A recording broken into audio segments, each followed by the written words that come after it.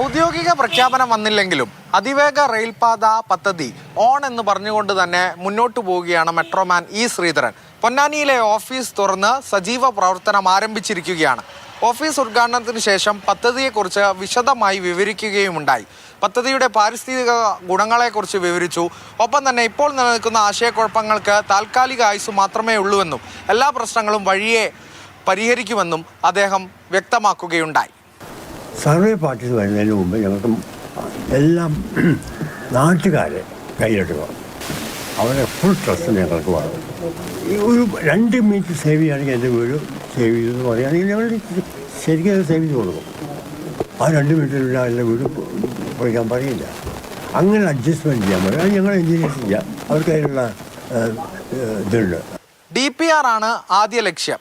Railway മന്ത്രി വാക്കാൽ പറഞ്ഞതിന്റെ അടിസ്ഥാനത്തിലാണ് പ്രവർത്തനം ആരംഭിച്ചിരിക്കുന്നത്. ഇനി സർവേ ഉൾപ്പെടെയുള്ള നടപടികളിലേക്ക് കടക്കേണ്ടതുമുണ്ട്. ഏപ്രിൽ എൻഡ് മെയ് ആയിട്ട് ഫീൽഡ് വർക്ക് ഞങ്ങൾ സ്റ്റാർട്ട് ചെയ്യും. അതിനുള്ള ഏജൻസി ഫിക്സ് ചെയ്യും. അലൈൻമെൻറ്റ് എങ്ങനെയൊക്കെ പോകേണ്ടത് അതൊക്കെ ഇന്നൊക്കെ തെറ്റിയേക്കും. ഞാൻ റെയിൽവേ മിനിസ്റ്റർ 16-ാം തീയതി കൊണ്ടുവരണം. അന്നാണ് ഈ വിഷയം ആദ്യമായി സംസാരിക്കും ഫിക്സ്. അന്ന് അദ്ദേഹം പറഞ്ഞു ഈ ബഡ്ജറ്റ് ഇടാൻ പറ്റില്ല, എന്തായാലും തോന്നി അത് ബഡ്ജറ്റിൻ്റെ ആവശ്യമില്ല.